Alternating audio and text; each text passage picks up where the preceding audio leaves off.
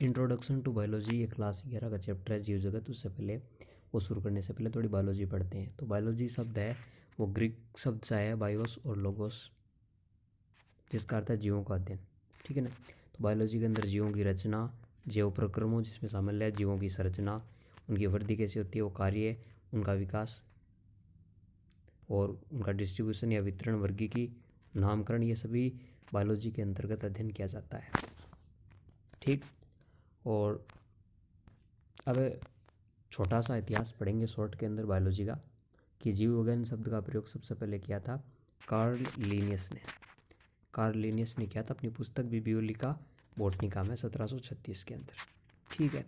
Next बात है 1766 में बायोलॉजी शब्द का उपयोग किया था माइकल क्रिस्टोफ हेनोव ने किया था। माइकल क्रिस्टोफ हेनोव, और उनकी जो बुक लिखी गई थी उसका नाम था फिलोसोफी नेचुरलिस सिव फिजिसी टॉम्स थर्ड था उनकी बुक का नाम। ठीक है। और इसके बाद है 1800 में कार्ल फ्रीडरिक बुर्डेच, इन्होंने मानव आकार की और कार्य की मनोविज्ञान के संदर्भ में बायोलॉजी शब्द का उपयोग किया था। ठीक है। और आधुनिक जीव विज्ञान का प्राकृतिक रूप में अध्ययन हिप्पोक्रेटस ने किया था।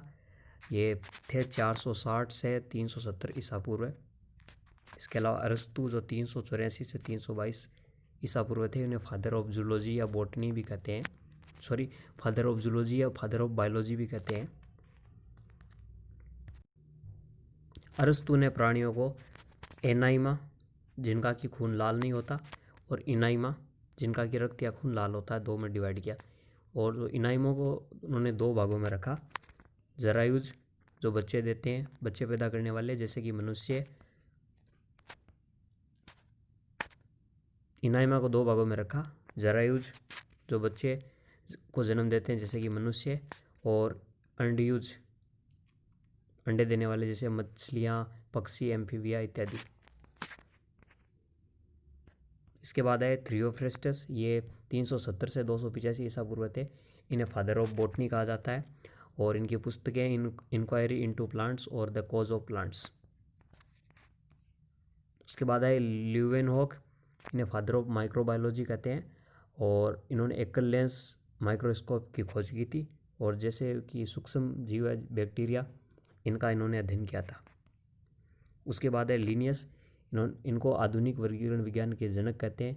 इनकी जो पुस्तकें थी वो थी basic taxonomy for the natural world, Genera Plantarum और स्पीसीज प्लांटेरम, ये इनकी लिखी गई किताबें थी।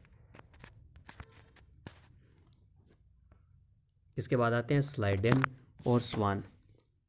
स्लाइडेन और स्वान ने कोशिका सिद्धांत दिया था और लिनियस के दो महत्वपूर्ण योगदान थे, मैं यहाँ पर बता देता हूँ। एक तो सजीवों की द्विनाम पद्धति और एक पादपों में लैंगिक जनन का वर्गीकरण।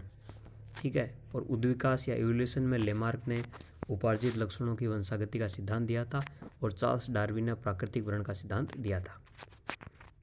आनुवंशिकी के अंतर्गत ग्रेगर जॉन मेंडल ने मटर के पौधों पर प्रयोग किए थे और आनुवंशिकी के अपने नियम दिए थे। ये आनुवंशिकी के अंतर्गत आता है। और 1953 में वाटसन व क्रिक ने डीएनए का डबल कुंडली डबल स्टैंडर्ड मॉडल प्रस्तुत किया था जो डीएनए की स्ट्रक्चर या संरचना को दर्शाता है। और 1960 में रॉबर्ट वुडवर्ड ने क्लोरोफिल का कृत्रिम संश्लेषण किया था। और जॉन गार्डन 1967 में उन्होंने नाभिकीय ट्रांसप्लांटेशन का उपयोग करके मेंढक का क्लोन बनाया था। तो ये तो था शॉर्ट के अंदर एकदम बायोलॉजी का हिस्ट्री का इतिहास। ठीक है। अब एक सजीवों के लक्षण। एक सजीव में कई लक्षण पाए जाते हैं, जीव या सजीव में। उसके आधार पर हम कह सकते हैं ये जीव है या सजीव है। जैसे पहला लक्षण है वृद्धि, बाहर या संख्या में वृद्धि होती है उसके।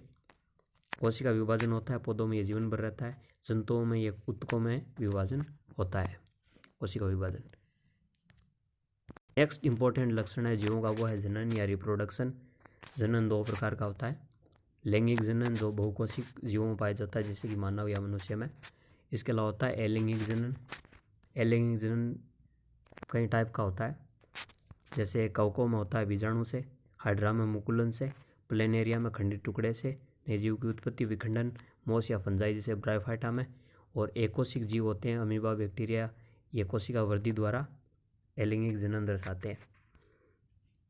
जीव जो जनन नहीं करते वह किन्नर, खच्चर और बंदे कामगार मधुमक्खी। नेक्स्ट कैरेक्टर है सजीवों का, वह है उपापचय या मेटाबॉलिज्म। जंतुओं और पौधों में होने वाली क्रियाएं जो भोजन को ऊर्जा में बदलती है उन्हें उपापचय या मेटाबॉलिज्म कहते हैं। इसके अलावा है पर्यावरण के साथ अनुक्रिया, पौधों की प्रकाश, ताप, प्रदूषक के प्रति अनुक्रिया, मौसमी परिवर्तन जीवों के जनन को प्रभावित करते हैं। इसके अलावा कई लक्षण हैं जैसे श्वसन हो गया, उत्सर्जन हो गया, पोषण हो गया, पाचन, ये सब भी सजीवों के लक्षण हैं। अब देखते हैं कि पादप और जंतु में क्या अंतर होता है। सबसे पहले वृद्धि या ग्रोथ। पादपों में वृद्धि मेरिस्टेम टिश्यूज द्वारा होती है जो है सूट और मूल रूट के शीर्ष भाग पर पाए जाते हैं, और जंतु में यह वृद्धि समस्त भागों में होती है। ठीक है। और पादप वृद्धि होती है वो लोकलाइज्ड होती है, जबकि जंतुओं में ये डिफ्यूज प्रकार की होती है। और पौधों में जीवन पर्यंत या मृत्यु तक वृद्धि होती रहती है, लेकिन जंतुओं में क्या होता है मृत्यु से काफ़ी पहले समय ये वृद्धि है वो रुक जाती है। नेक्स्ट है गति। प्लांट्स होते हैं वो मिट्टी में रूट या राइजोट्स द्वारा स्थिर रहते हैं, जबकि जंतु गति कर सकते हैं। अगला है प्रकाश संश्लेषण या फोटोसिंथेसिस। पौधे प्रकाश संश्लेषण द्वारा भोजन बनाते हैं, इसलिए उन्हें स्वपोषी भी कहते हैं। और जंतु में प्रकाश संश्लेषण नहीं पाया जाता, उन्हें परपोषी कहते हैं और अपने भोजन के लिए पौधों पर निर्भर रहते हैं। अगला है खनिज लवणों का अवशोषण।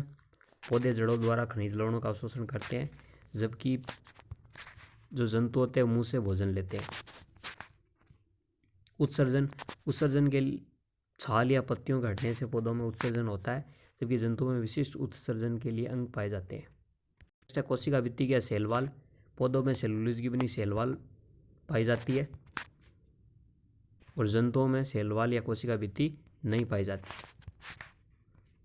सेंट्रोसोम व लाइसोसोम। तो सेंट्रोसोम क्या होता है कि जंतुओं में केंद्र के पास एक ताराकार सेंट्रोसोम पाया जाता है। ठीक है। और यह कोशिका विभाजन में महत्वपूर्ण भूमिका निभाता है, जो पौधों में नहीं होता, जंतुओं में पाया जाता है।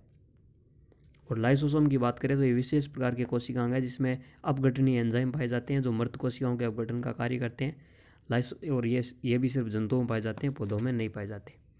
अंगतंत्र होता है वो स्पष्ट अंगतंत्र नहीं पाया जाता। पाचन, उत्सर्जन, श्वसन। हालांकि जो उच्च श्रेणी के पौधे हैं उनमें मूल, स्तंभ, पत्तियां, पुष्प जैसे अंगों में विभेदन पाया जाता है, जबकि जंतुओं में सभी प्रकार के अंगतंत्र होते हैं, जैसे पाचन हो गया, उत्सर्जन हो गया, श्वसन हो गया, ये तंत्र पाए जाते हैं। जनन की बात करें तो पौधों में कायिक, अलैंगिक और लैंगिक प्रकार का जनन होता है, जबकि जंतुओं में लैंगिक जनन पाया जाता है। और उस श्रेणी के जंतुओं में निम्न श्रेणी के कुछ जंतुओं में अनुकूलन जैसी जनन विधियां भी देखी जा सकती है।